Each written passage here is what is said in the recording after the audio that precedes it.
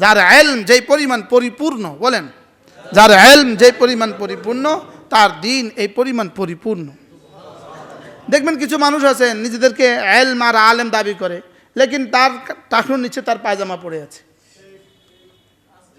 আছে না নাই বলেন? এটা যে হারাম সে জানে না।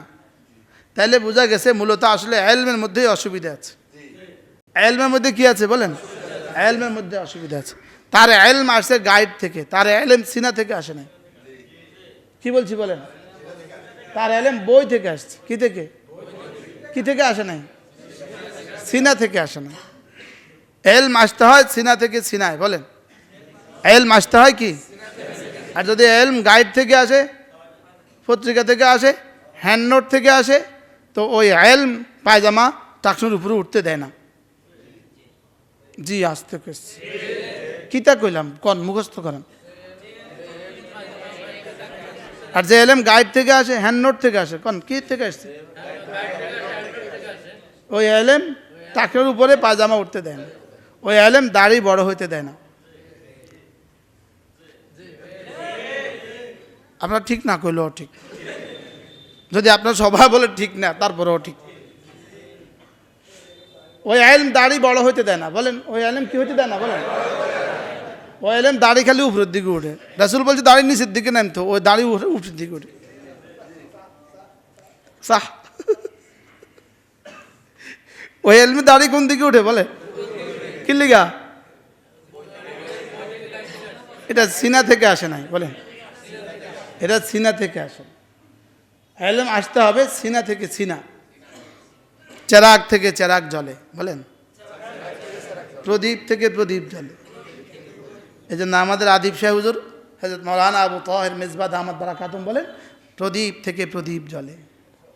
চেরাগ থেকে কি বলে? কি জ্বলে? চেরাগ জ্বলে।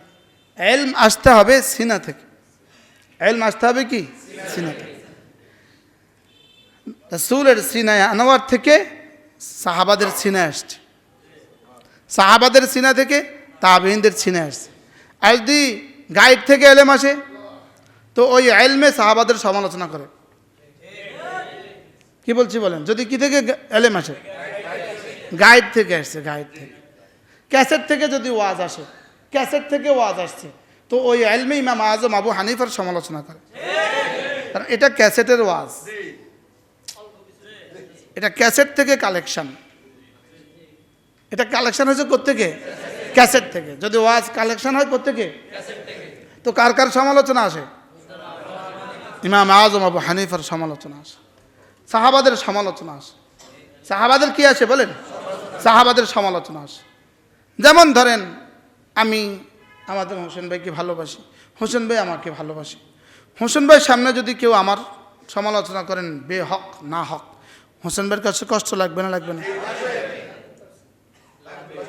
হ্যাঁ, হয়তো বা ভাষা থাকবে না, আপনি বড় মানুষ হওয়ার কারণে প্রতিবাদ করতে পারে নাই, লেকিন ধীরে ধীরে তো কষ্ট আছে, আছে না? না। এবার বলুন তো, সমস্ত নবীদেরকে আল্লাহ তাআলা ভালোবাসছেন কিনা? সমস্ত সাহাবাদেরকে আল্লাহ তাআলা ভালোবাসছেন কিনা? তো যদি আল্লাহ উনি আমাকে ভালোবাসেন, আমার সমালোচনা করলে যদি ওনার কষ্ট লাগে, ওনার সমালোচনা করলে যদি আমার কষ্ট লাগে, তো আল্লাহ যাদেরকে ভালোবাসতেন তাদের সমালোচনা করলে আল্লাহ তাআলার কষ্ট লাগে কিনা বলেন? হ্যাঁ, আচ্ছা, অমুক নবী এই গুনাহ করেছেন, এটা বলার দ্বারা তোমার নামাজের, রোজার, হজের, যাকাতের, তোমার জিকিরের, তোমার ফিকিরের কি কি লাভ হইল? আচ্ছা, এবার অমুক সাহাবী এই সমস্যা আছে। এখন এই সাহাবীদের সমস্যা নির্ধারণ করে ঠিক করে দেওয়ার জন্য তোমাকে বানাইছে, নতুন সংযোজন শুরু করেছে। ইমাম আজম আবু হানিফার এই ভুল হয়েছে, তো ইমাম আজম আবু হানিফার এই ভুল হয়েছে, তো তুমি এটা ঠিক করে দাও ইমাম আজমকে। এবার কথা বলে না। এগুলো কেন হয় জানেন? সিনা থেকে সিনা এলেম আসে না, এলেম আসে গাইড থেকে। কি থেকে? একবার আমাদের টুমজোর ইদ্রিস সাহেব আছে না? আছে না? আছে না? তো কোথাও এক জায়গায় উনি কামেলের ভাইবা নিতে গেছে, ভাইবা।